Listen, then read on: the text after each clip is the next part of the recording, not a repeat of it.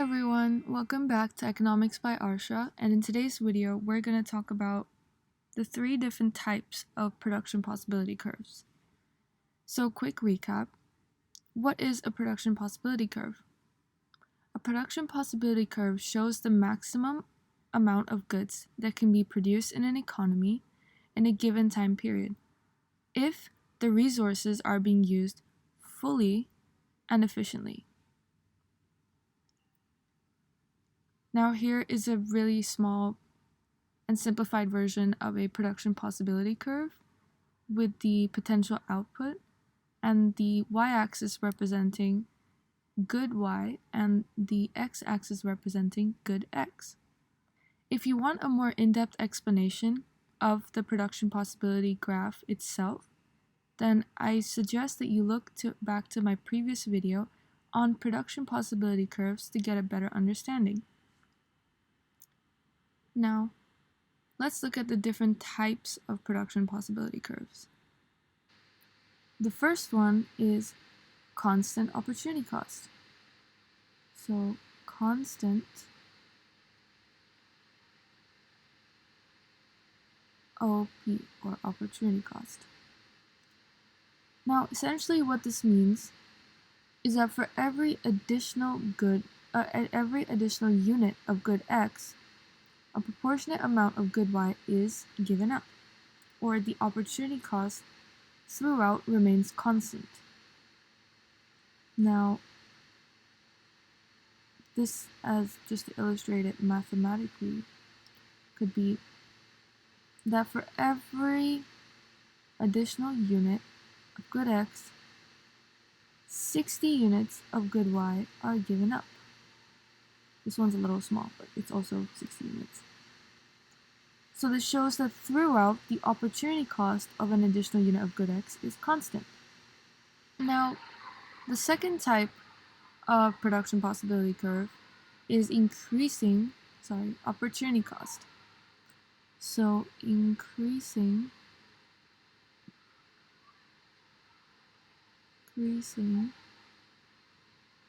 opportunity cost, or OP.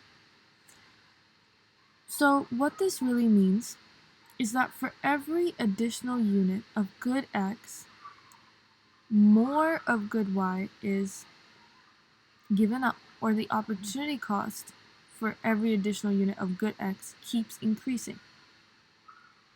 So if I illustrate it the way it was drawn on the other graph, 1, 2, 3, 4. And if I draw it out here,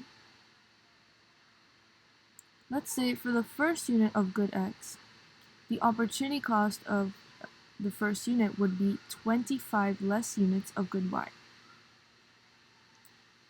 But for the second unit of good X, let's say we want another unit, actually 50 units of good Y would be given up, or the opportunity cost of an additional unit of good X, or 2 units of good X, would be a loss of 50 units of good Y. And so on and so forth. For the third unit, it would be an opportunity cost of 75 good Y units, and finally an opportunity cost of 100 units of good Y. Here we can see that the opportunity cost is increasing. This, if you want to identify it again, is just the bowed out production possibility curve. Now, the third type of production possibility curve is the decreasing opportunity cost. Decreasing opportunity cost. Now this is quite simple. It's represented by a bowed-in production possibility curve. And what this means is that for every additional unit of good X, fewer units of good Y are given up, or the opportunity cost of every additional unit of good X decreases for good Y. If that makes sense. So let me illustrate that. 1, 2, 3, 4. So here it would actually be the reverse of this graph. Here would be 100, then 75, 50, and 25. So for the first unit of good x, 100 units of good y are given up, where the opportunity cost of that first unit is 100 units of good y. But for the second unit, the opportunity cost is 75 units of good y, and then 50 and 25 respectively. So the opportunity cost here is decreasing. Now, an example of increasing opportunity cost would be the cows and the chickens. Let me use that example from the previous video. So, good x would be the cows and good y would be the chickens.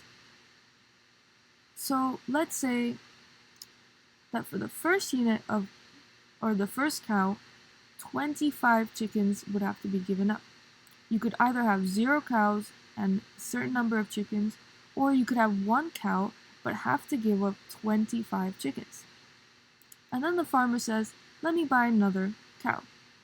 So for the second cow, 50 chickens are given up, and so on and so forth. So what this would show is that since cows require more labor, as in more of the farmer's employees, more resources, this is why fewer chickens can be taken care of, and as there are additional cows bought. But if we apply that example here, that for the first cow, first we could say that there's a certain number of chickens that the farmer has and 0 cows. But then he buys 1 cow and has to give up 100 chickens. Maybe because he's never bought a cow before, and he has never taken care of one, so he's not too sure how much of his resources are going to go into taking care of that cow. So he has to give away 100 of his chickens. But by the time he's bought his second cow, he has more knowledge and expertise in taking care of them, and only has to give up 75 of his chickens, and so on and so forth as the opportunity cost decreases. So these are some real-life examples of where increasing and decreasing opportunity costs would apply. Now, constant opportunity cost is a difficult one, as it's not as realistic as the other two. But one example that I can think of is if good y was represented by white bread, and good x was represented by brown bread. And a producer for bread realizes that the demand for, let's see, good y, let me write it here. This is white bread.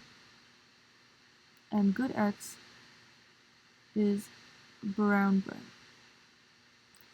So the producer for white bread, white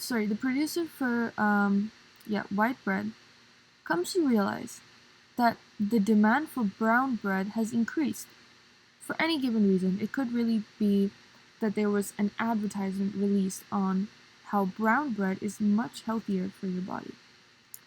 Then he decides to start producing. He decides to allocate his resources into producing brown bread. After all, the factors of production required to produce white bread would be same as producing brown bread. So it's easy for him to allocate his resources from producing good y to good b, and good y to good x. And so, as he does that, he produces additional units of good x.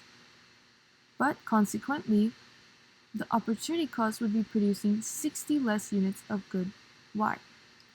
But because the two goods are so similar, the opportunity cost of increasing the units of production for good x is a proportional amount of good y decreasing. So the opportunity cost here remains the same. So let's have a quick overview below, and I'll do that in a different color. Let's do red. So constant opportunity cost occurs when the production possibility curve is linear. This is how you would recognize it visually. And you will note that the opportunity cost is constant or the same throughout. Like here, it's 60 units all throughout. For increasing opportunity cost, you would recognize it as the production possibility curve being bowed out. Bowed out. And the opportunity cost for every additional good increases. So opportunity cost for every additional good X, actually it's every additional good X, every additional good X increases. And for the third one, decreasing opportunity cost, it's simply the opposite of increasing opportunity cost. So the production possibility curve would be bowed, PPC, would be bowed in, would be bowed in. This is how you would again recognize it visually, that it's going inwards, this one's going outwards. And the opportunity cost for every additional unit of good X decreases. So that's it for today. Thank you for watching, and in our next video I'm going to introduce the concept of demand. So stay tuned, like and subscribe for more content, and please feel free to comment any questions that you have. Alright, thank you.